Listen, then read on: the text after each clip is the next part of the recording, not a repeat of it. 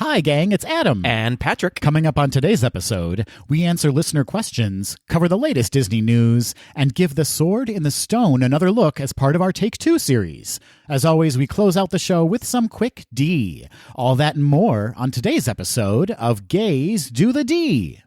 To all who come to this happy place, welcome.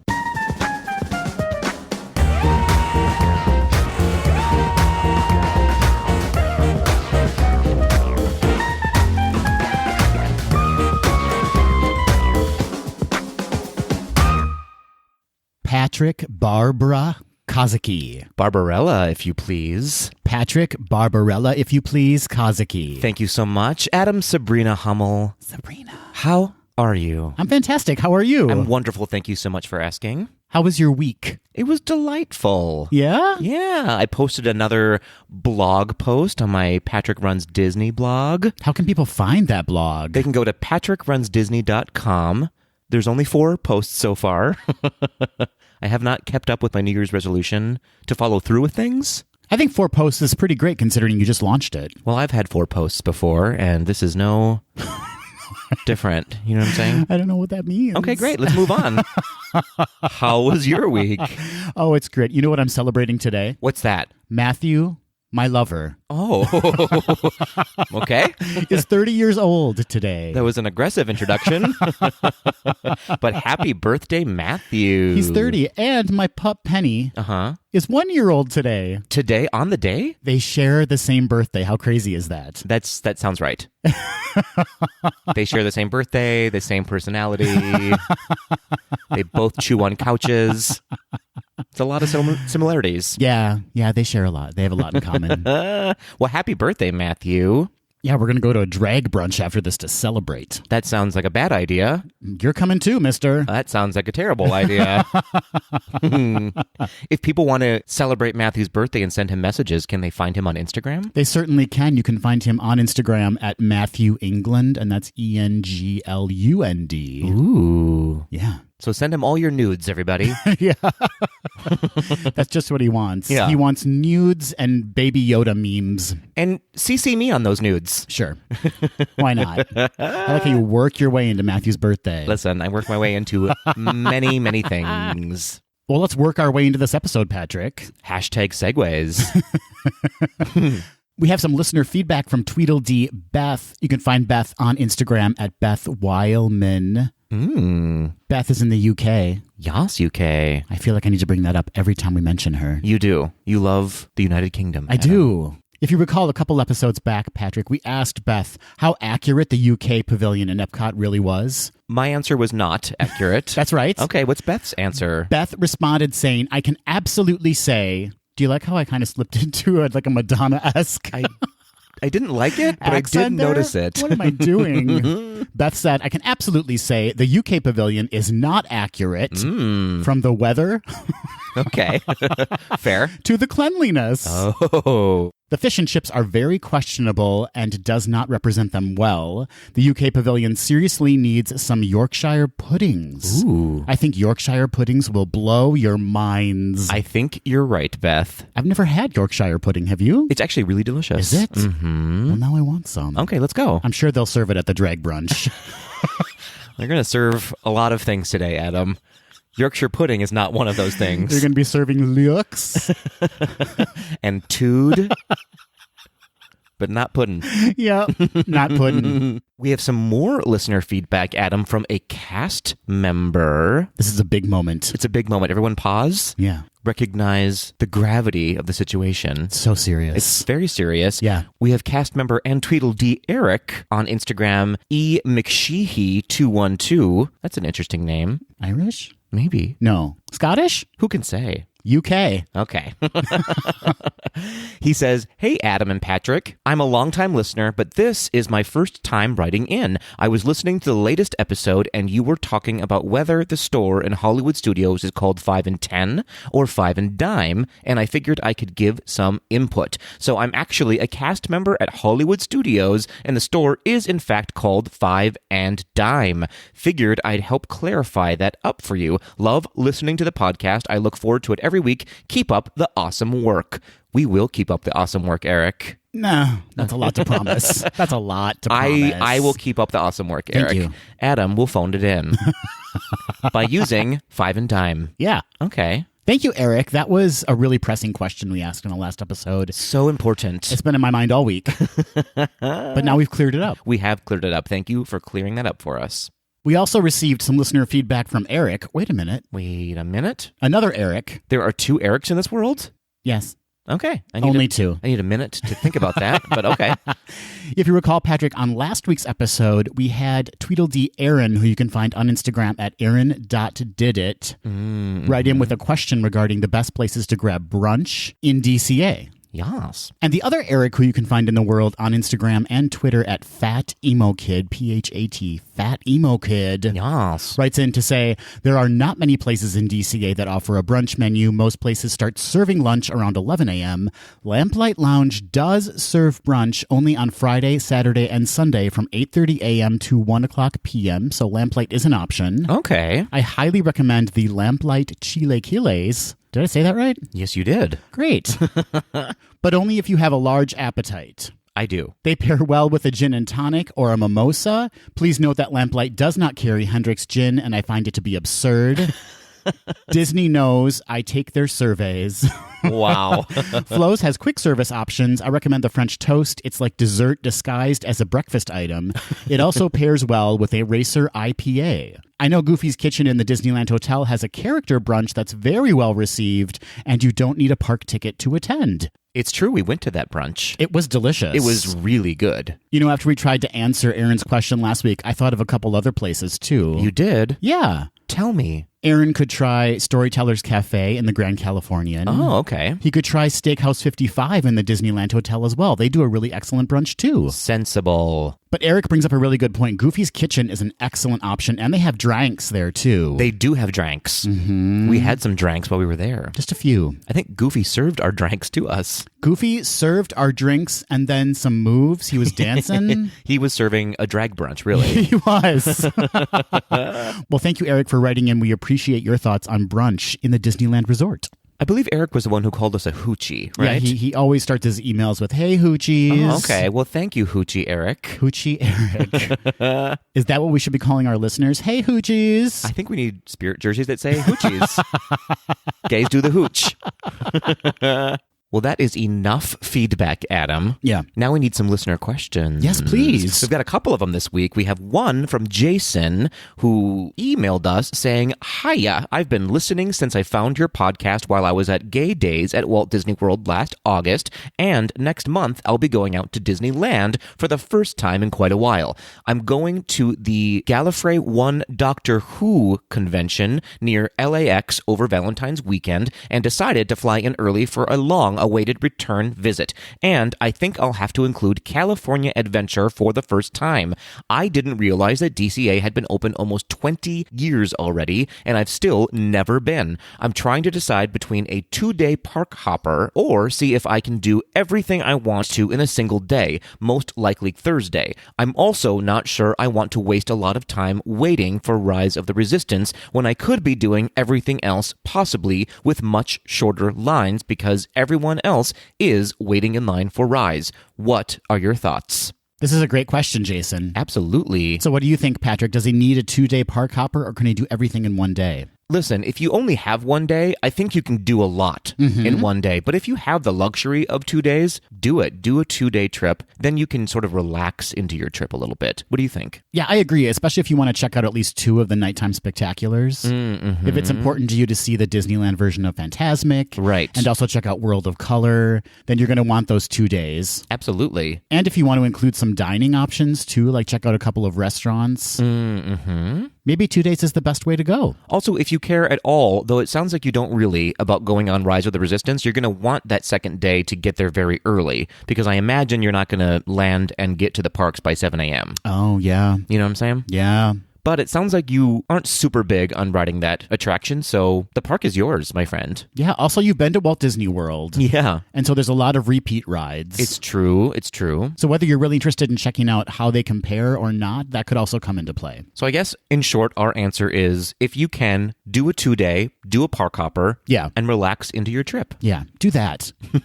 And have a fantastic time. Have so much fun, my friend. You're going to love DCA. It's fantastic. I can't wait to go back. I can't either. Let's go. Okay. Bye. Bye. We also received a listener question from Tweedledee Trina regarding riding Rise of the Resistance. Hi, Trina. You can find Trina on Instagram at cookinwa. Yes. Trina says, let's say a person has seen Star Wars, but not for 35 plus years. Which one movie would you recommend as a refresher as to enjoy the ride more when we visit? Asking for myself.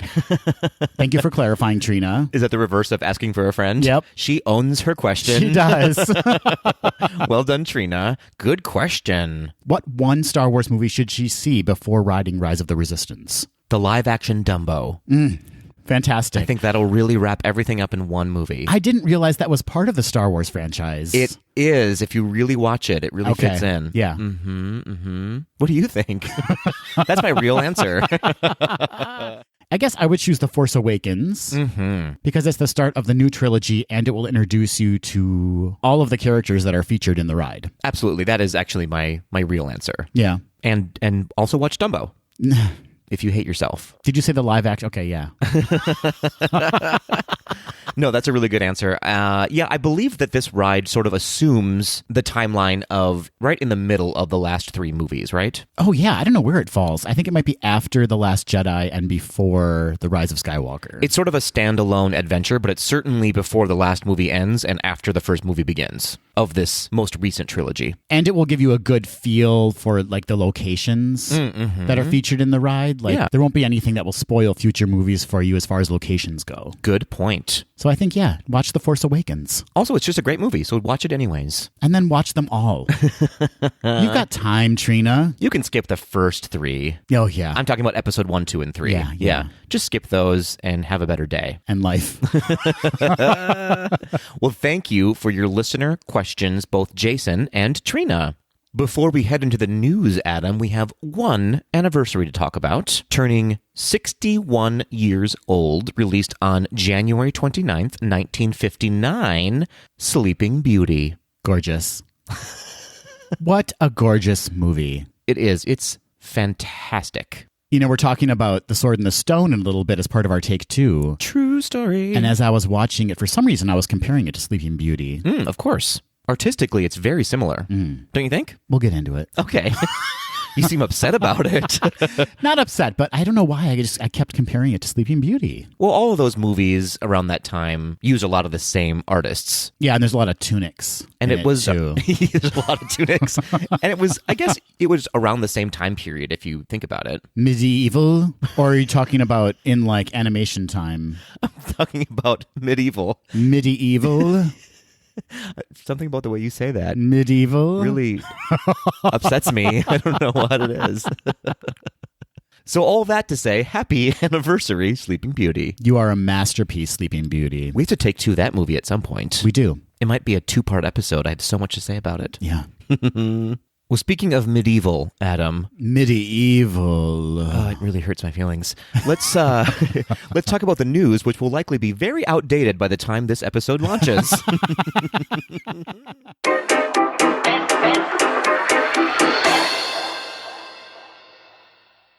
This February, chefs from Walt Disney World will participate in 2 separate events benefiting Second Harvest Food Bank of Central Florida. The first event, Chef's Night, will be held on February 6th at the Second Harvest Food Bank. It will feature chefs from the Walt Disney World Resort Food and Beverage Concept Development Team. Chef's Night will feature a Valentine's Day theme, including a cocktail reception, hors d'oeuvres, and a 4-course meal with a lobster bisque, a beet heart with lingonberry and rose hip, a beef Wellington with sweet potato puree, and strawberries and cream with a chocolate caramel cake. Beet Heart, huh? Yeah. With a rose hip. That's my new drag name. Beet Heart? Rose Hip. Oh.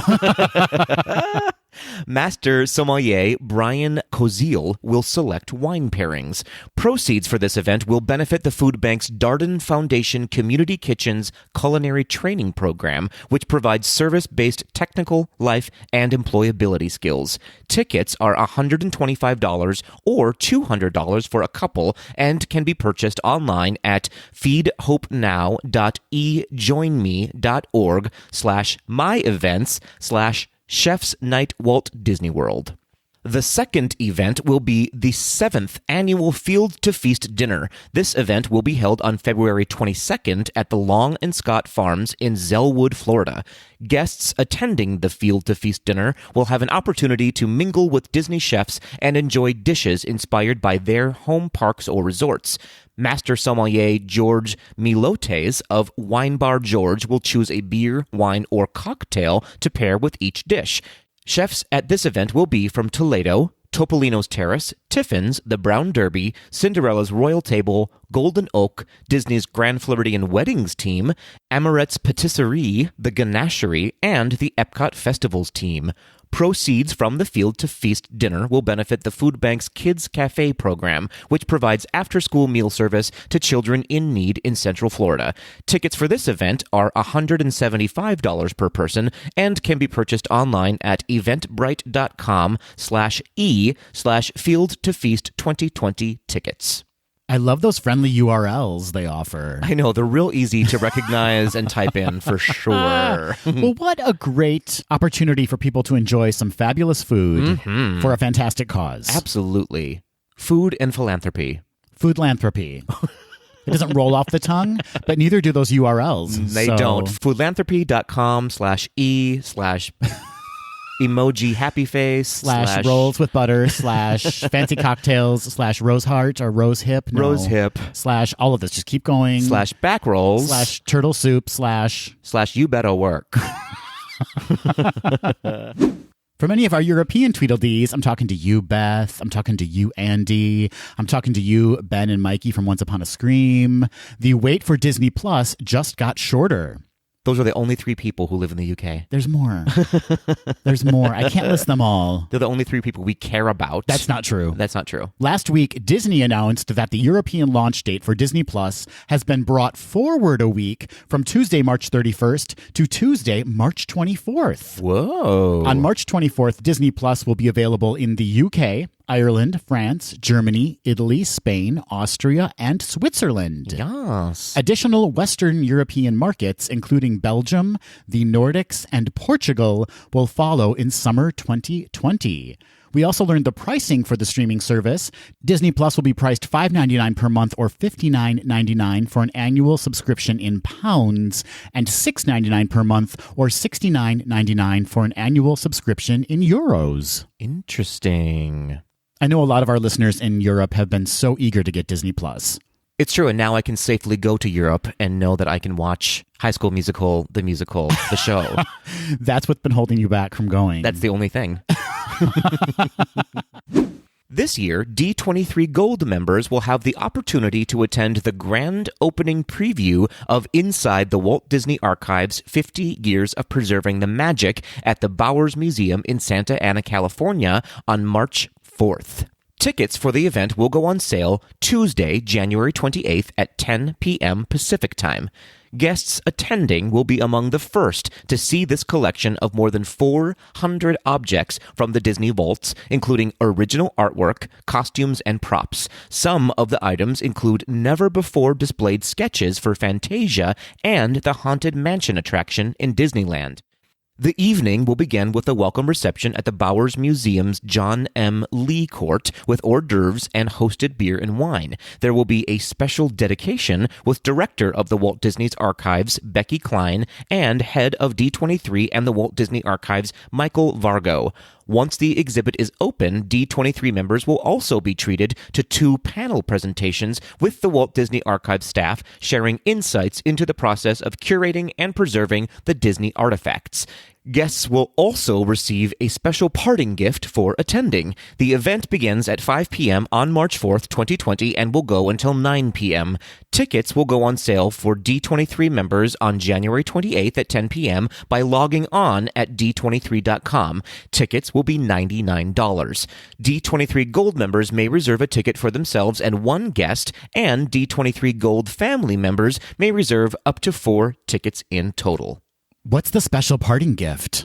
A goldfish, Adam. It's a goldfish. It's so odd.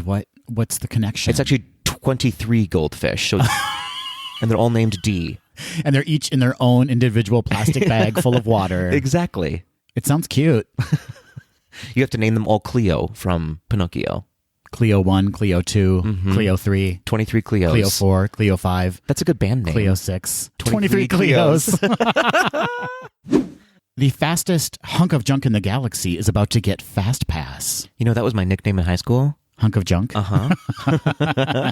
Disney Parks blog has announced that Fast Pass Plus reservations for Millennium Falcon Smuggler's Run are now available in the My Disney Experience app for guests planning to visit Galaxy's Edge East in Disney's Hollywood Studios on or after February 19th, 2020. Interesting. With the addition of Smuggler's Run to Fast Pass Plus, a significant change has been made to the tiering of attractions at Disney's Hollywood Studios. Beginning February 19th, Smuggler's Run and Slinky Dog Dash will be the only Tier 1 attractions in the park. Guests can pre-select one of the attractions as a Fast Pass Plus reservation in advance of their visit. All other attractions will fall under Tier 2 as of February 19th. Guests will be able to pre-select 2 of these attractions in advance of their visit. Thank goodness. Finally. No, I think this is a really great change because for a while there, it was like, Slinky Dog Dash and Rock and Roller Coaster and Tower of Terror were all Tier 1. And the Little Mermaid show. That was Tier 1? No, but I mean, there were just so many great attractions that were Tier 1 and you could only select one as a Fast Pass. Yeah. And so a lot of the Tier 2 attractions, I was like, I don't want to do any of these. It's true. Except for Star Tours, I guess. Yeah. And even then. It's like, okay, I've seen it. Welcome back to the Tier 2 fold. Rock and Roller Coaster, Tower of Terror. We're happy to have you back. You're basic now. There has been no announcement if Fast Passes will become available for Smuggler's Run in Disneyland's Galaxy's Edge West. Disney Parks blog also noted that Rise of the Resistance will continue to operate on the virtual queue system for entry, and then the blog cheekily teased us all that Hollywood Studios might include Rise of the Resistance as a Fast Pass Plus option sometime in the future. I like my cheeks teased. You know what I mean? Wow. This is actually very exciting because now I don't have to be an engineer every time I ride that ride. Why not? Because if I get a fast pass for it, my odds of being something else are greater. When you go into the single rider line, you're almost always an engineer. Oh, is that true? Mm-hmm, because you're the last one to be selected for that grouping. Oh, I see. Mm-hmm. I want more options, though. I want, like, ship stylist. Where I'm like, you can't wear that. Or, like, those pants make you look hippie. Is there a Comfort Plus selection that you can sit on? Yeah. Each year, Fortune magazine publishes a list of the world's most admired companies. This year, for the second year in a row, the Walt Disney Company has placed 4th overall on the list. And for the 17th year, it holds the number 1 spot in the entertainment category. Disney also scored top rankings across the board in categories like people management, global competitiveness, quality of products, and services and social responsibility. To assess a company's ranking, Fortune partnered with a global management consulting firm and surveyed executives, directors, and analysts from top companies across the world to rate enterprises in their respective industries on 9 criteria. The top 3 companies on the list, narrowly beating out Disney, were Microsoft at number 3, Amazon at number 2, and Apple at number 1. It's also worth noting that Disney ranked number 5 on the Axios Harris Poll 100 in 2019, which measures the reputations of the 100 most visible companies in the United States. It also ranked number 3 on the Reputation Institute's Global Rep Talk 100, which ranks public perception and reputation of the top companies around the globe. Yeah, but where did Gaze Do the Defall on the list? Number 69, Adam. Oh. I don't get it. Okay. The premiere of Disneyland's all-new awe-inspiring parade, Magic Happens, is drawing closer. And last Tuesday, January 21st, the Disney Parks blog released a teaser video for the daytime spectacular that featured new conceptual information and some never-before-seen renderings of floats. Ooh. The floats featuring Frozen 2, Moana, Coco, and Sleeping Beauty are getting their finishing touches. The music by Todrick Hall is recorded. Yes. And the parade performers are rehearsing. But what did we learn, Patrick? What did we learn from the video? Not one thing. No, we learned a couple of things. Oh, okay. Cinderella will be making an appearance in the parade in a glittering pumpkin float that will showcase her transformation into her gown. Ooh. Magic Happens. The Sword and the Stone will also have a float with Merlin and Arthur, featuring the moment when Arthur pulls the sword from the stone. What? Magic Happens.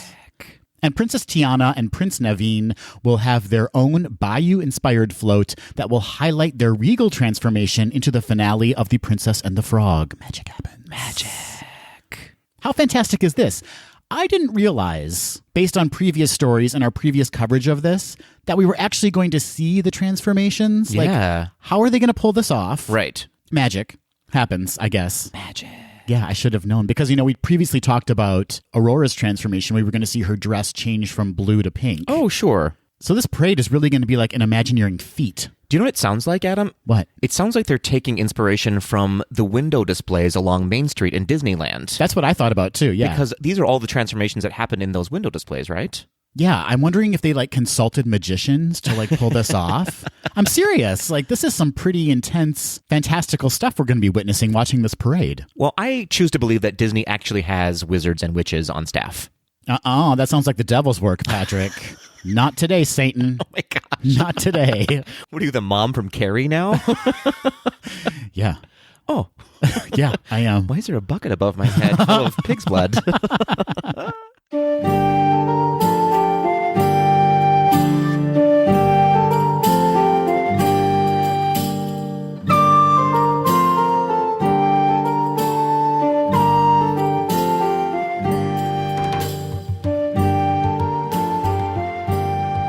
Whoso pulleth out this sword of this stone and anvil is rightwise ruler born of England.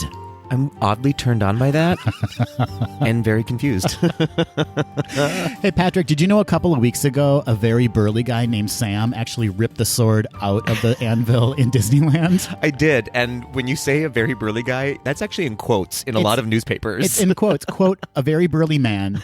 And also another quote is pretty buff dude. Pretty buff dude. That's the other one. Yeah. He ripped it right out of there. Well, Disney has actually not commented on this, so who can say if it's a true story or not? That's true. We don't know for sure, but apparently he just broke it in half. He didn't actually remove the sword fully. I mean, if he's that strong, he can break me in half, too. Oh, my goodness. Hello, sir. So everyone in the UK, Sam is the new leader of your royal family. Pretty buff dude named Sam. Long live Sam, a pretty buff dude. If someone didn't buy him a t-shirt that says that, yeah, they need to immediately. It just says, a pretty buff dude. And then he'll ask for one that's 2 sizes smaller than what they gave him. He's like, I got to show off my pecs and abs. It'll and certainly be a tank top. arms. How about a belly tee? Anyway, Patrick, we are talking today about The Sword and the Stone as part of our Take Two series. This is something we've been wanting to do for a long, long time. Long anticipated. And we finally did it this week. We gave The Sword and the Stone another watch. Yeah. And here we are to give our thoughts on it and share some info about this classic Disney movie. It's true. Since episode 1, I believe we were talking about doing a take 2 of this movie because it had been so long since you've seen it. So long. I can't even remember watching it for the first time, although I did have flashbacks during certain scenes being like, oh yeah, this totally rings a bell for me. Yeah, for sure. It's such a lovely movie. What did you think about it, first off? Let's just take a crack at it right now. What were your thoughts, Adam? I liked it. I wasn't in love with it. Okay. It's very kind of episodic, right? Here are the lessons that you learn. Here's the things that happen to Arthur/Wart. Mm-hmm. It's like fish, squirrel, bird. Sounds like a drag show.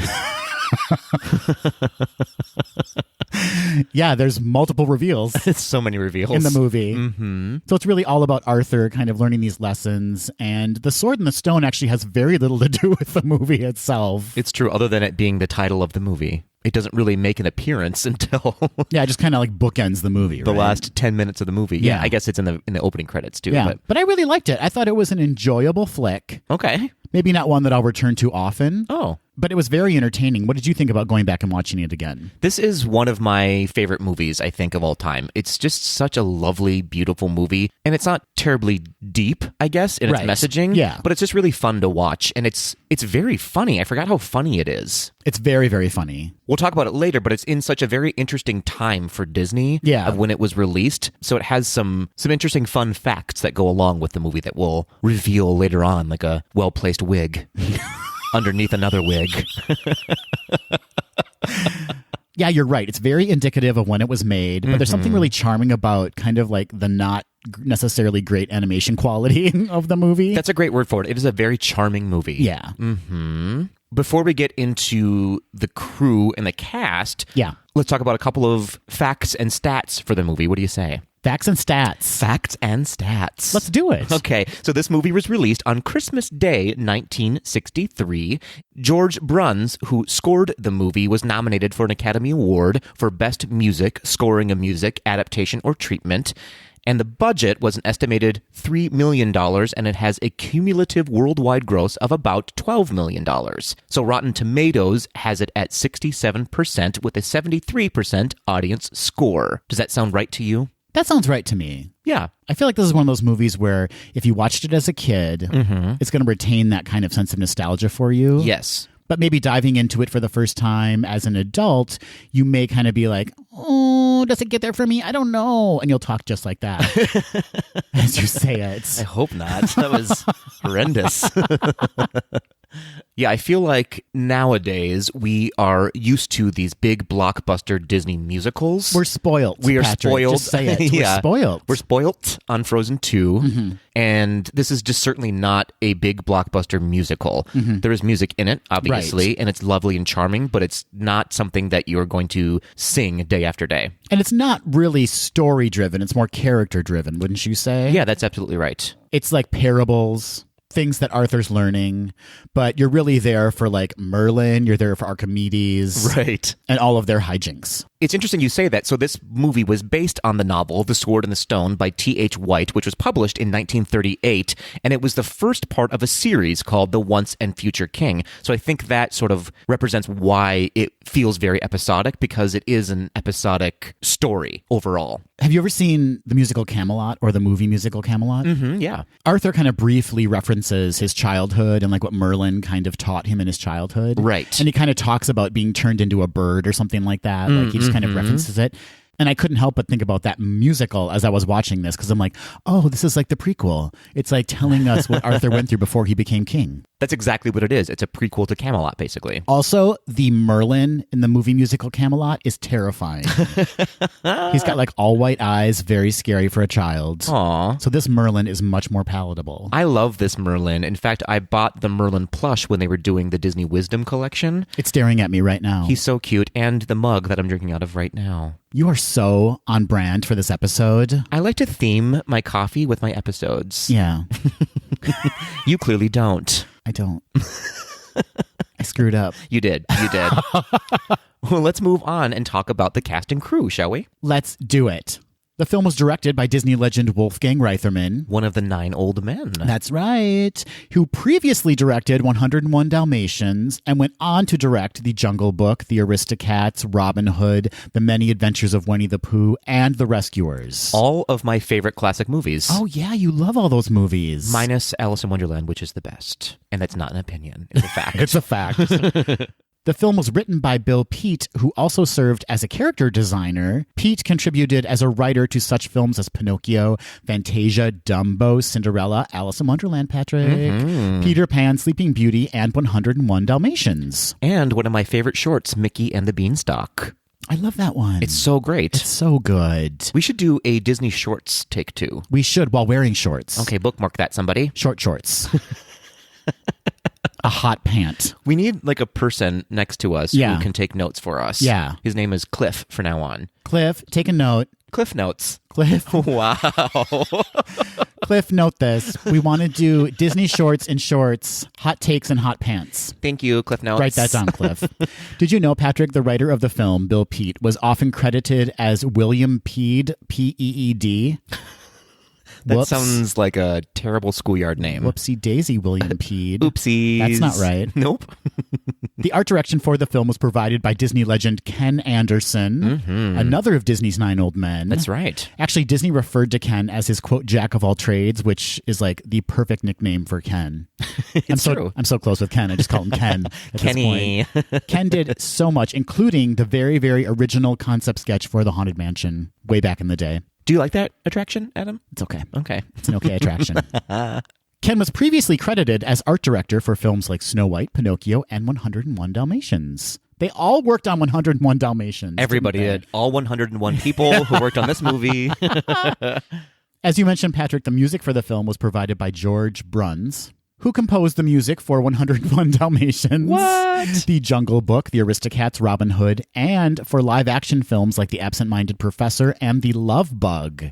And of course, we need to mention the songs in the film by Richard and Robert Sherman. Absolutely. I love the songs in this movie, actually. They're not necessarily things that will stay with you forever, but they're very cute and clever. Right, and fit really well within the story of the film, right? Absolutely. Like, they drive the story forward, and they clearly give a good idea of who the characters are and what they're experiencing. But you're right, they're not like earworms. A fun fact, Adam, is that this is the very first animated film that the Sherman brothers worked on. It is? Mm-hmm. Oh my gosh. I know. So this movie sort of launched their career into being Disney legends, basically. So this was like their warm-up.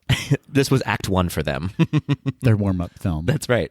We should also mention, Patrick, that animators like Ollie Johnston, Frank Thomas, Don Bluth of like The Secret of Nim, Don Bluth of An American Tale. All Dogs Go to Heaven, I believe. Yes, was an animator on this film, and Art Stevens. So these are names we've heard over and over and over again. All of these guys working on this movie. This was an interesting mix of a lot of Disney legends and the 9 old men. Yeah. And a lot of people who were just starting their career with Disney. It's a really fun amalgamation of artists. Yeah, man. And I feel like this movie successfully blended those people, whereas The Black Cauldron for us did not successfully blend the old with the new. Yeah, this definitely has more of like a classic Disney feel to it. It seems like the 9 old men were still very much in control of this film. Yes, they had the reins at this point still. Despite the new people working on it. Yeah, Right. They were like, this is classic Disney. Absolutely. All right, so let's move on to the voice actors who provided the voices for these fabulous characters, Patrick. Which there's not a lot of. It's a very small cast for this movie. It is. It's very focused. There's only a few characters. It's very easy to follow. Yes. It's not like a Game of Thrones situation. Also, they have very easy names to pronounce, unlike the Black Cauldron, which to this day I cannot pronounce. Elwynni? That sounds right. Okay, yeah. Although this movie is sort of like Game of Thrones in that they're trying to figure out who's going to sit on the throne. That's a really good point. Thank you. And there's a dragon. There's a dragon in it. There's a wizard. There's a witch. And there's someone ringing a bell saying, shame. Yeah. Shame. So many sex scenes. Nope. Different movie. Oh. Okay. I don't think I watched the right movie then. Speaking of sex scenes, let's move on to the cast. With Sebastian Cabot starting out as our narrator and Sir Ector.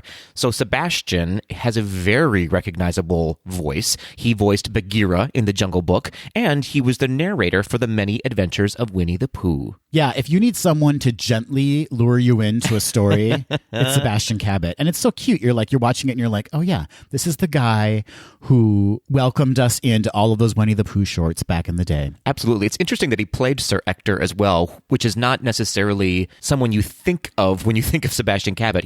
He's generally the nice older man. Yeah. And Sir Ector is a jerk. Well, yeah.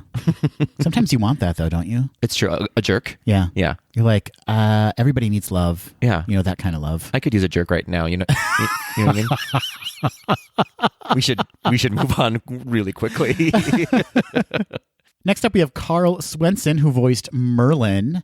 Carl starred on every TV series known to man in the 50s, 60s, and 70s. It's true. If you needed someone to play a cowboy or a sheriff, Yeah.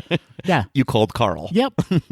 His most prominent live action role is probably that of Lars Hansen on The Little House on the Prairie. I know. I forgot about that. So did I. In fact, I Googled him because I was like, who was Lars Hansen? Yeah. And as soon as the photo came up from one of his episodes, I was like, oh my gosh, that's Merlin. Absolutely. I love this character, Merlin. He's not necessarily a well-known character these days, but he's such a delightful and affable character. He's the star of the movie. Absolutely, yeah. Some people might say Arthur, but no, it's all about Merlin. 100%. I like how fidgety he is, and yet Disney did such a great thing with him where, he was a prognosticator, Merlin, and he keeps referencing like very modern day things. Yes. Which is very smart because it gives the audience something to latch on to in a medieval story. Absolutely. Well, legend has it that Bill Peet, who created the character of Merlin, used Walt Disney as his reference for creating the character. Oh, wow. Yeah, and he actually used his nose as well to draw Merlin's nose. You mean William Peed used Walt Disney's nose as a reference point for Merlin? That's exactly what I mean, Adam. Amazing. Amazing. Moving on to the character of Wart, who is also Arthur in the movie. An interesting thing happened with this film in that 3 people voiced Wart. So in the credits, Ricky Sorensen is credited as playing Wart, who did also a ton of TV acting, playing basically boy in an episode of everything from that time frame. From the Donna Reed Show to Dennis the Menace. He was also uncredited as the voice of Spotty, one of the pups in 101 Dalmatians. So interestingly, as I said, he wasn't the only person to voice Wart. Both of Wolfgang Reitherman's sons, Richard Reitherman and Robert Reitherman, added their voice to the character. Was that noticeable to you? Once I read that that's what happened, I sort of went back in my memory and was like, oh yeah, his voice was like puberty cracking at some times. Right. And sometimes it was very young. And then sometimes it was almost like 19-year-old, 20-year-olds. I was like, oh, yeah, that was 3 different people voicing that character. I think when Arthur is the fish, I noticed it the most. He sounds much younger when he's the fish. When he's serving fish. When he's serving fish, realness. Tilapia, realness. Yeah, absolutely. But I could be mistaken about that. Like maybe that was Ricky Sorensen. I don't know. It's hard to know who actually voiced what part of that movie. Yeah, but there's a lot of times where he's like this. Yes. And then there's sometimes where he's like this. Which is funny because it does go through a full year in his life, basically. Yeah. So I guess maybe he is on the cusp of like voice changing in puberty, but it was an odd choice to do it that way. It was his first time experiencing feelings down there. He has a lot of questions about becoming a man. He was a tween. He was a tween. Tween Arthur. Next up, we have Junius Matthews, who voices Archimedes the owl. Oh, one of my favorite characters. Junius is uncredited as the voice of Scotty in 101 Dalmatians. Everyone worked on 101 Dalmatians. Every single person in this movie. Yeah. Everyone did it. He was also the voice of Rabbit in Winnie the Pooh shorts and The Many Adventures of Winnie the Pooh. Such a recognizable voice. Truly. It's weird that Disney didn't use him more. I wonder if it's because his voice is so recognizable that you sort of can't untether him from Rabbit or Archimedes. I heard that him and Carl Swenson had beef on the set. So during the recording sessions, they just could not get along. And Carl Swenson said, I demand more of a role in this film. And I insist that Junius's role be tapered. That makes total sense. Yeah. They were frenemies, Patrick. That's what I'm trying to say. Frenemies. They were frenemies. I mean, their characters were, for sure. They used to be so close. And look what happened. They're like Oscar and Felix. They're just like that. And they might be gay together. I don't know. Did you get that vibe? It is the oddest of couples, I guess. Kind of like a bickering gay couple. An owl and an old man. But I'm glad they found love in a hopeless time. There was no king. Darkness reigned over the kingdom. That was almost a Rihanna quote. Moving on to one of my very favorite witches. Yes. Martha Wentworth, not a witch, but she played the witch Madam Mim. Maybe she is a witch. I don't know her life. She also voiced the older female squirrel in the movie, and she played Nanny, Queenie, and Lucy in, altogether now, 101 Dalmatians. Everybody worked. Well, it was 101 Dalmatians. It's right. It was the previous movie to this one, so it makes sense that they just sort of kept everyone on staff, on retainer, maybe. Yeah. Yeah. Like, do you have 5 extra minutes? We have another movie. We need you to chitter as an old lady squirrel for a couple of minutes. Yeah, absolutely. Martha did a lot of voice work for cartoon shorts in the 30s. She did, And I think it totally shows in her performance. Like, she is a wild, wild woman, or at least Mad Madam Mim is. Mm-hmm. But she really delivers in that role. I just love her. She's such a great voice actor, and this character is so funny and fun to watch. And that old lady squirrel is relentless. She's after Merlin. I mean, she's chasing his tail, literally chasing his tail. Literally chasing tail. She was a buxom squirrel. She was. One of my favorite moments in the movie was Merlin's line, "I'm an old man." Yes. He says to the squirrel. It was so funny. I laughed literally out loud. I've used that line in the clubs before. And it works every time. It's usually around 6:30 p.m. when I'm like walking out. That's enough. That tracks. Ginny Tyler also voiced a squirrel in the film. Oh, that's right. She voiced the little girl squirrel. That's right. I almost closed us out by saying Martha was the last one to talk about, but you're right, Ginny. She is uncredited as the voice of Baby Walter in Son of Flubber. Oh, interesting. She was also the voice of Wendy in the new Casper cartoon show, not a Disney cartoon show. Then why are we talking about it? I know. And she was uncredited for her voice work as one of the lambs in Mary Poppins. Oh, that's right. We've talked about her before, I believe, on the podcast. So talented. And let's just talk about that young squirrel. I know. Sad. Yeah, this was unexpectedly very heartbreaking. When we were younger, yes, Disney had a television special called DTV that came out on Valentine's Day. Do you remember this? I do not. I am not 100 years old. Good point. Okay. I think it was on NBC. Mm-hmm. And that moment with the lady squirrel was featured as one of the segments. And it broke my heart back then as a little kid. And it still breaks my heart. Yeah, it's an unexpectedly really touching moment in the movie. Mm-hmm. I felt really bad for her. And I was like, why am I crying a little bit right now for the squirrel? Do you think she found love? I don't. Oh, no, Patrick. No, she died right after that scene, Adam. No. Yep. The wolf got her. The wolf got her. Not that wolf. That wolf can't get anything. It's true. It's true. Oh, poor little girl squirrel. Poor little girl squirrel. You know what, girl? You have beautiful eyes. You have a lovely figure. And you clearly are putting out into the universe that you want love. I believe she found love, Patrick. She found that nut that she was looking for. Wow. You're right. She did put it out there. She put it on her vision board. After reading The Secret. Yes. And last but not least, Patrick, we have Norman Alden, who voiced Sir Kay, also in every TV series, but his career is extensive. It goes 50s, 60s, 70s, 80s, 90s. I need to stop saying the last person we're going to talk about because I forgot that there are more characters. Did I watch this movie? Did you? I don't know. You're right, though. Keep talking about him. Did you kind of have a crush on Sir Kay? He's fit. He could suck the meat off of a bone. Whoa, you know what I'm talking about? Yeah, it happens multiple times in the movie. He eats like 13 chicken legs. He does.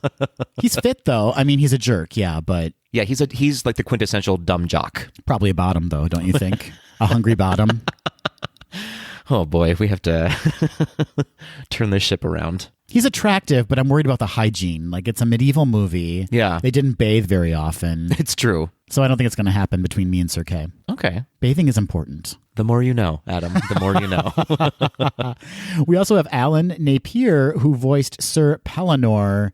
He is uncredited as the voice of a huntsman and a reporter and a hound in Mary Poppins. And Patrick, he played Alfred in 1966 Batman and the TV series. Did he really? Yeah. Fascinating. Alan Napier, Alfred, Batman. Definitely bathed. He's so uptight, Alfred. Well, you can't be around Adam West and not smell good. That's true. That is true. Thank you. So there's our cast of characters. That's right. We should also note just very quickly, there are some uncredited voices in the film. Okay. Barbara Jo Allen, who voiced Fauna in Sleeping Beauty, voices the Scullery Maid. Oh, okay. James McDonald does the voice work for the tiger and Mad Madam Mim when she's roaring as the dragon. And that guy did all of the animals' voices throughout all of recorded history. And he was also the voices for Jack and Gus in Cinderella. Interesting. And the Dormouse in Alice in Wonderland. And Disney legend Thurl Ravenscroft was the voice for Black Bart. And of course, we know Thurl Ravenscroft from attractions like the Haunted Mansion, Walt Disney's Enchanted Tiki Room, Country Bear Jamboree, and Pirates of the Caribbean. This is also the guy that sang You're a Mean One, Mr. Grinch. And he was the voice of Tony the Tiger for Frosted Flakes. They're great. Talk to me about who Black Bart was in this movie. I can't remember. I wonder if he was the guy with the mustache at the end who encouraged Arthur to pull the sword from the stone when everyone was like, no. Yeah. We don't need to see that again. We should maybe watch this movie again. One more time. Take 3. Take 3. Are there any more people you want to mention, Adam? Because I keep saying last but not least, and then you bring out 7 more people. Yeah, I do that, don't I? No, that's it, Patrick. Okay. We're done. Well, that's all, folks. Thanks for listening. Something interesting that Disney did during this sort of period of animated movies is that when they set something in England, not everyone has the same accent. Oh, that's a good point. Yeah. It's weird because they usually use the villains have a very deep sort of street rat English accent, and then the heroes have a very neutral, almost American accent. I'm confused of why they do that, and it doesn't not work. Like, you don't really think about it until afterwards. You're like, wait a minute. They didn't all have the same English accent. They did that for Robin Hood as well, where some people actually had a Southern dialect. Oh, yeah. And some people had an English accent, and some people had an American accent. It was all over the map. Yeah, like, why didn't Arthur have an English accent in this film? Not at all. And Merlin barely had one. Right. It was almost a Madonna accent. Right. Archimedes also sort of had one, but not really. Right. But then everyone in the castle had a very almost Les Miserables accent. That was in France. Well, How dare you? But they all had English accents, though. True. It's true.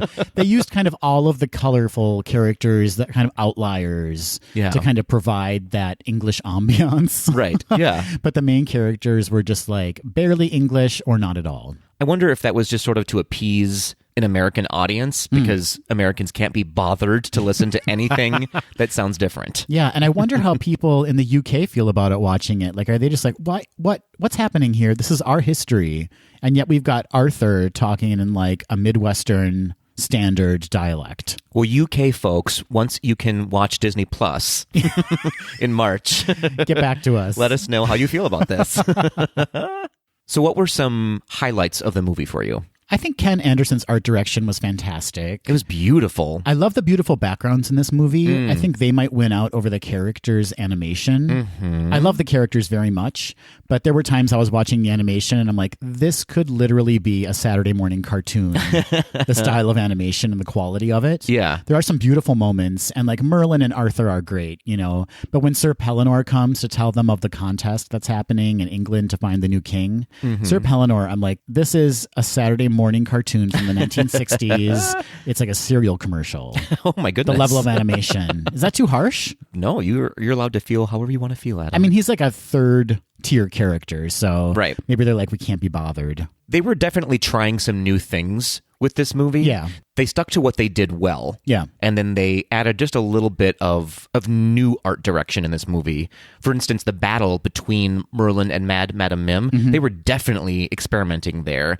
And a lot of the Disney legends look back on that scene and say, this is when we started to really play around with what we can do, because the transformations that they were doing in that scene were absolutely beautiful, I thought. Especially when she sort of almost out of nowhere morphed into the cat. Yeah. It was really lovely, and she still had her characteristics as a human in there. It was really good. Beautiful art, I thought. That's another win for me, is Madame Mim, because by the time we get to her character, we're hungry for something new. You know, we've been through these segments where Arthur's a fish and a squirrel and a bird, and that gets kind of repetitive for me.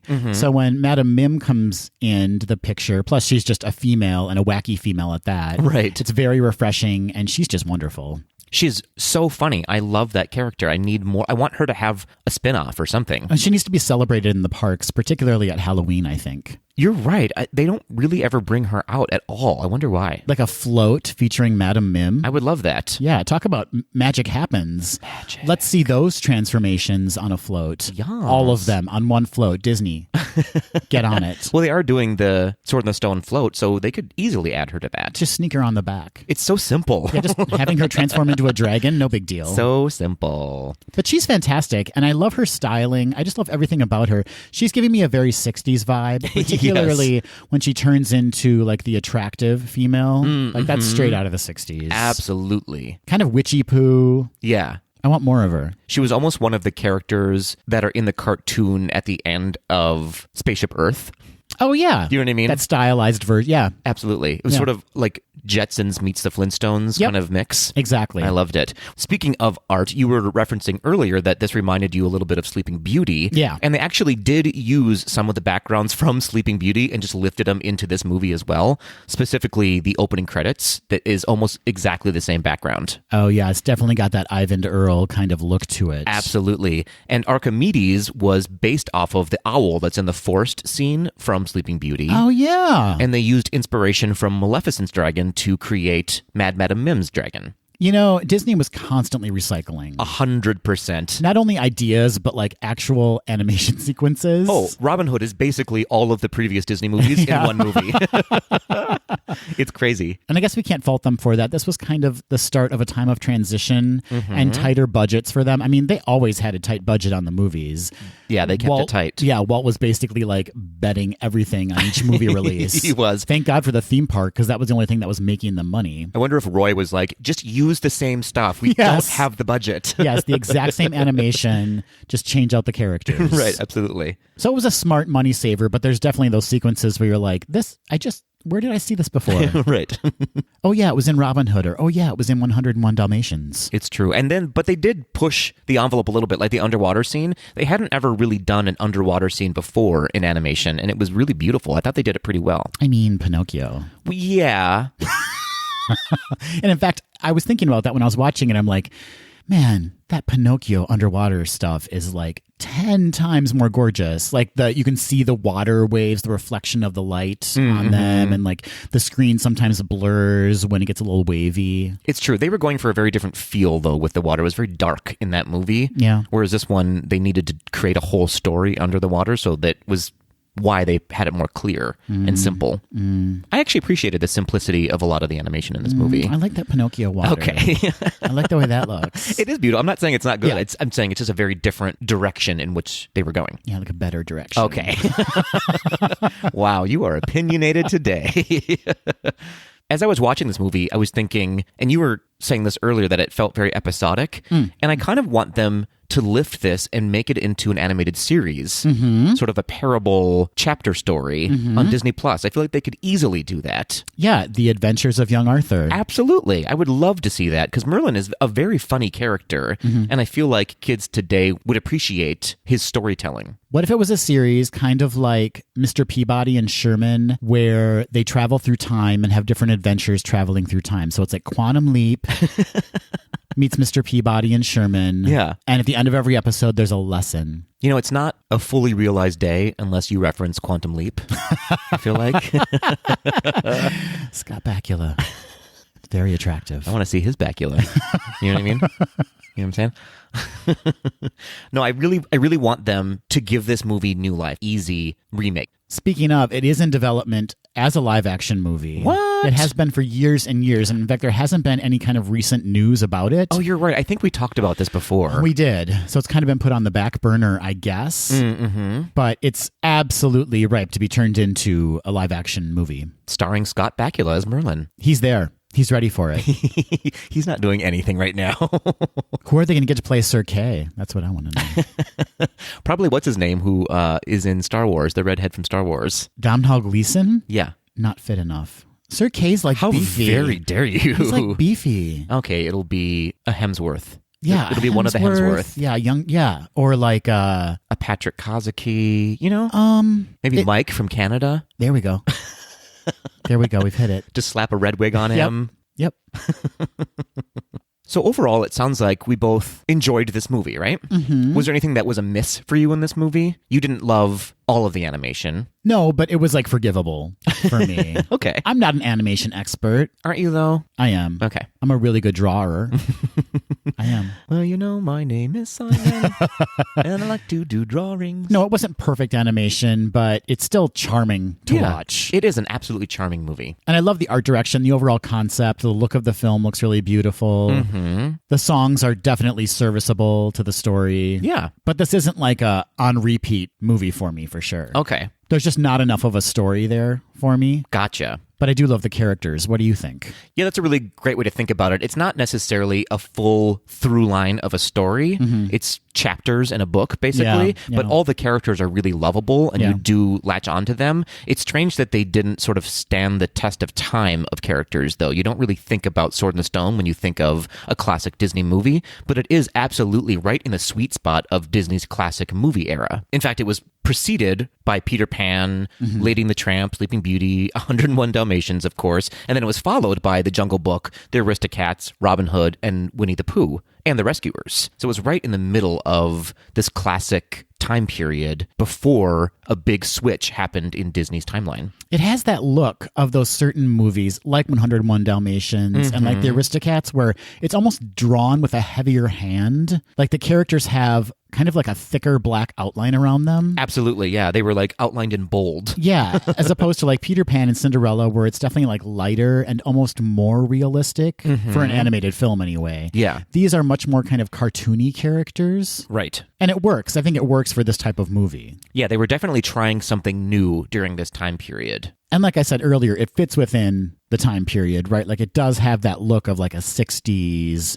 animated TV show or film. And it works. It works for me. It's fun to watch these movies during that time period because you can sort of see them going, you know what? We're good at what we do. Now let's try to shake it up a little bit. This was about 10 years after Disneyland opened up, and they were working on Disney World, but it hadn't yet been announced yet. They were just in a weird bubble during this time. You know what I mean? Yeah.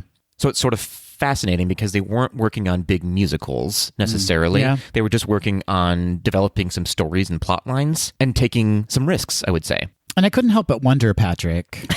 Yes, Carrie Bradshaw? I have to say that every single episode. If a lot of the studio's attention was being diverted to Mary Poppins, which came out the next year. Oh, sure. And that was such a huge production, right? Because it was live action and animation. So I wonder if they kind of had to scale back work on The Sword and the Stone and just kind of have a serviceable, pleasing film to get them through to Mary Poppins. Yeah, that makes sense because it wouldn't be until about 4 or 5 years later that The Jungle Book would come out. And that's a pretty hefty gap of time for an animated feature to come out after the previous one. Right. And this was the last animated feature to be released before Walt Disney died. Yeah, this was the very last animated film that he saw through to the end. So there was kind of that period after he passed away where the studio was very uncertain of where it was going.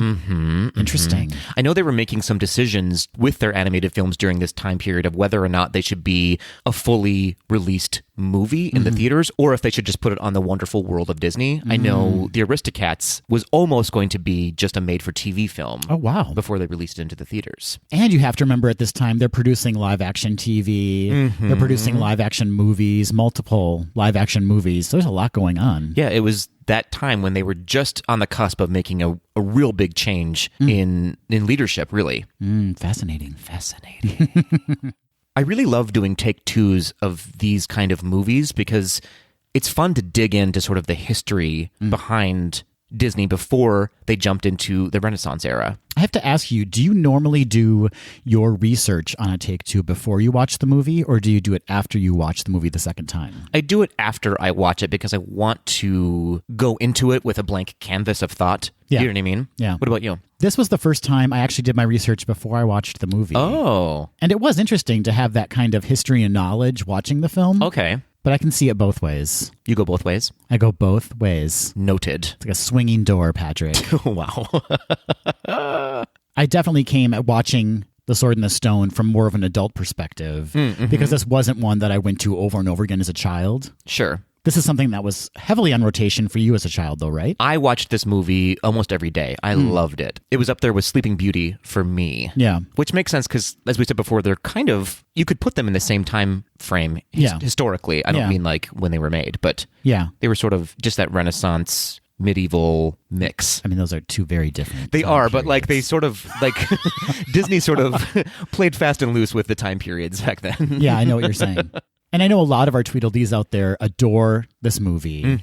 And it was something that's truly a part of their childhoods. Yeah. So I'd be fascinated to hear what they have to say about The Sword and the Stone. Yeah, I was listening to our friends over at the Disney Buzz podcast, and they were referencing that these kind of movies, and I'm talking about The Jungle Book and The Aristocats and 101 Dalmatians, and of course Sword in the Stone, and they categorize them as Disney classics, but not Disney masterpieces. And I think that's a really interesting and accurate representation of where I would categorize this movie. Yeah, for sure. Disney has kind of categorized it all over the place. I was noticing like upon its release, like on home video and then on DVD, it was like classic, masterpiece, the Walt Disney Gold Collection, right? Like, which I'm sure is just a marketing ploy to get people to buy different packages of the film. But it's interesting that even the studio did that and kind of didn't know exactly where it fit in. I know for me personally, when I think of like a Disney animated film from my childhood, it involves a princess and it involves a complete story and like songs that truly drive the story, but then also are complete earworms. Yeah, for sure. And those were the films that attracted me as a child. And plus, there was a girl in the story and I just liked the gowns. And like, I did. It's true. I like the sparkly aspect to it. Merlin's sort of in a gown. You're right. You're right. A muumuu, maybe. He's got like some Spanx on underneath it and a bodice, just like cinched for days. He's actually wearing boxers underneath because there was that one scene where like it flipped up a little bit and you were like, is he flashing us? Yeah, but what's under the boxers? It's a sensible panty, high cut panty. Never say panty to me ever again. Merlin likes to feel the silky fabric. That tracks. That tracks. He likes to explore all sides of his sexuality and his personality. I fully believe that. Yeah. So, short story long, it's just that these films that like did not star a potential princess were not something that I gravitated towards as a child. Gotcha. So this is something that I wouldn't necessarily watch over and over again, although I did see it at least once as a kid. So it's definitely fun for me to go back now and watch them as an adult. Fair enough. And I think what attracted me to this movie, and still does, is I just love magic. Magic happens. Magic does happen. Yeah. No, but I'm drawn to sort of wizards and witches and the medieval era, and Merlin in general is one of my very favorite characters in literature and storytelling. And so I think that's what gravitated me toward this movie. So as you said, a lot of our Tweedledees really love this movie. We would love to hear from you, your thoughts on The Sword and the Stone. Absolutely. You can reach out to us on social media. That's Instagram, Facebook, and Twitter at GDTD Podcast. Or you can leave us an email or a voice memo at info@gaysdothed.com. And of course, Sam, if you're listening, King Sam, let us know your thoughts on The Sword and the Stone. Is it accurate now that you are a king? That's right. Did you feel the magic? Did a choir sing as you touched the sword? And did lights from the heavens come down upon you? I want to touch his sword. Do you think he got to keep it? I'm pretty sure after the destruction he caused, it was considered a weapon. The cast members probably ran over to him and they were like, no, you can't have that. And then he just cut them with it. And he's like, it's mine. I'm the king. What a dark turn this took. It got very violent. It was a dark day at Disneyland. No, I'm sure he turned it over to them. I'm sure everything was fine. Okay. He's a benevolent king. He wouldn't want to hurt anybody. A benevolent and burly king. Yes, BB. Benevolent and burly. I'm serving swords. I'm serving burly buff dude realness. You always are, Adam. You always are. And I'm serving page boy realness. Subservient. Short. Just say it. I know you're thinking it. Page boy sounds like it could be a kink. Like, I'm into page boy. I'm looking for a dom top. Oh my goodness. To serve as a page boy. Oh boy. I provide my own tights and tunic. Must be voiced by 3 people.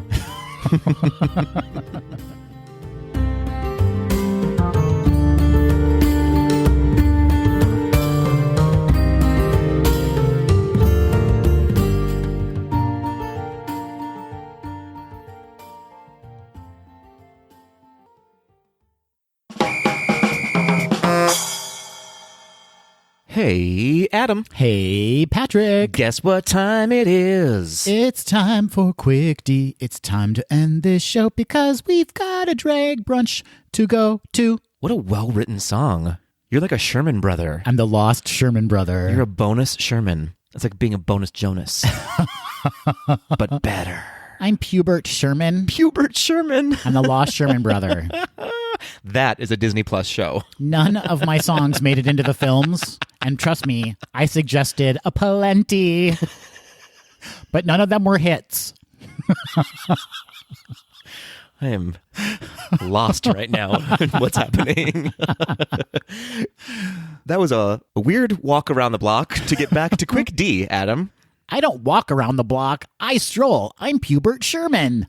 Oh boy, this is gonna be a rough Quick D, isn't it? I'm now only ever doing the podcast as Pubert Sherman. And we've lost all of our listenership. Yeah, that makes sense. Things do not go well for Pubert Sherman ever in his life. Usually when Pubert Sherman is involved in a project, things go sour very quickly. It's true. It's true. It's a very Urkel-like character. Did I do that? Oh God, I felt that in my spine. It was real jarring. What is Pubert Sherman's catchphrase? Write in. Let us know, folks. I think it's oops-a-dizzle. Oops-a-dizzle. Oh, Pubert. That's what the rest of us say afterwards. Let's do some Quick D, Adam. That sounds great. Today we're doing Quick D Imagine Queering. It's been ever so long. It's been quite a while. So Quick D Imagine Queering is when Adam and I choose a random attraction from Disneyland or Disney World and gay it up. That's right. Patrick was kind enough to print off attractions, cut them up from a piece of paper, and put them into a Chewbacca mug. Obviously. I mean, it's the obvious choice. For Quick D Imagine Queering. Absolutely. It just makes sense, Adam. It just makes sense. It does. All right, so who's going to reach into Chewbacca's brain? You are. I am. My hands are too fat. Not true. Too fat to do that. That's Pubert's catchphrase. Yep. Too fat to do that. P-H-A-T. He thinks he's really cool. Yeah. Are you ready, Adam? I'm ready. Here we go. The attraction we are Imagine Queering today is Mission Space. Oh my. This might be one of the more masculine attractions to start with. Ooh, I'm into that. Not to assign a gender to attractions, but this one feels like it's got big dick energy. Wow. Oh, yeah. boy. Oh, boy. Didn't think you were going to say that. This is the one that Kanye goes on when he visits Epcot. This is a and real when disaster. isn't Kanye at Epcot? He's always there. Wow. I didn't wake up today and go, you know what? I want to reference Kanye today. That didn't happen. Yeah. Okay. Mission Space. Mission Space. How are we going to make this super gay? Well, I guess we just go on the ride, and that really makes it pretty gay. I'm not doing it. I get oogie You feeling do? in my tummy. Orange or green side. I get a little nauseated. Really? Yeah. What a baby. Yeah. Yeah. I love this ride. I love being dizzy, though. You like to get spun and turned? I like being turned. Maybe that's the new title. Mission Space, Turn to the Party. Okay, there's our title. I think we should embrace like a gay kind of space voyage Okay. vibe on this. I like it. Like I want there to be flight attendants Ooh. in very form-fitting uniforms Yas, flight attendant. who are like, welcome to space. Can I get you a cocktail? In those new Delta Zach Posen designed outfits. Yeah, the one that gives them illnesses. Have you read about that? What? Yeah, apparently a bunch of flight attendants are getting sick from like the fabrics that were used or the dyes that were used in the fabrics. Oh, no. I don't know enough about it to talk about it. Okay. But in you great- are right in- now. in great detail, but I just want to let the world know. Yeah. Okay. Flight attendants, let us know. Is Yeah. that a thing? I think so. I think there's like a lawsuit. Oh, my gosh. Yeah. That's terrifying. Yeah, but back to the cocktails. Okay, back to the cocktails. Yeah, they're like, here's a space teeny. Space teeny. Here's a moon Manhattan for you. Oh, I like that idea. Here's a comet Cosmo. How are you doing this? Listen, I have nothing but time on my hands, so all I do all day is think about clever cocktails Okay. that have little iteration. I fully believe you because it just happened. We just listened to it now. And then live. they're served by robots. So like you place your order with a very attractive flight attendant. Mhm. What's his name? Burf. His name is Birth? Burf. B-I-R-F. Oh, that's better than Birth, I guess. Okay. Because it's a space, it's like a futuristic spacey name. All right. Hey, Burf, Yeah. give me my Moonhattan. Yes. Yeah. So you place your drink, it's delivered by a robot. Okay. And then I think instead of those like tiny capsules you get into, which if you're claustrophobic, don't go on this ride, right? Oh, 100% don't go on this They're ride. so tiny. I Yeah. mean, there's barf bags in front of you. in the actual ride. But like, let's open up that capsule. Let's give it some space. Oh. Let's embrace a mid-century modern aesthetic. Give me some space in space. Yes. Let's take down some walls and give it an open floor plan. Okay, but are we still getting turned and getting dizzy? Oh, absolutely. Great. Yeah, but that's by the cocktail and not necessarily by the ride. That's true. So quite frankly, the ride could do nothing to you. It's just about sitting and drinking all day. Yeah, for sure. Maybe there's a manicurist provided. I don't know. But just light and airy. Who doesn't need their nails done while drinking a Moonhattan and getting turned? That sounds like heaven to me, Patrick. That sounds like Saturn to me, Adam. Oh, Saturn. Mm-hmm. Saturn slushy. Try one. Oh my God, you're a mess. It's a vodka base. And then what we do is we freeze some grape soda. Mm-hmm. Grape and it's soda? like an adult popsicle. Wow. Thank you, Burf. I will take a Saturn slushy. I think you've had 6 or 7 Saturn slushies already, Adam. Maybe there's an in-flight movie. Like what? Maybe something by Divine? Oh, I was going to say Magic Mike. Oh, that's a good one. It just Magic Mike on repeat. Yeah. Mm-hmm. But it's the director's cut. It's the director's uncut. I was just going to say it's the director's uncut. Yeah, and so we get to see more. And by that I mean no pants. There's already a lot of no pants in that movie. No underpants. Oh, got it. And maybe since, it's now gay Mission Space, what did we call it? Mission Space turned to the party. And now that it's Mission Space turned to the party, maybe like all of the strip routines involve some kind of futuristic space aspect. Okay, yeah, I want to see Channing Tatum's moon. Full moon. You know what I'm talking about? I know exactly what you're talking about. And his black hole. It's actually bleached, so it's not black. It's pristine. It's pristine. There's not a hair on that body, Patrick. Yeah. It's completely smooth and just like so silky. Yeah. And Channing bathes at least 3 times a day. He's always ready to go. I know, I'm the one who does it for him. Oh, that's so thoughtful. Thank you. I'm a giver, Adam. I'm a giver. Maybe that's part of the Fast Pass experience. It's a minus the P. A fast, you know what I'm talking about. Fast plus? Did you just bleep yourself on I that? did. I like that I'm bleeping myself on that. And yet before I said dick, just like blatantly said dick. What's wrong with me? I'm editing. I have a lot of work to do.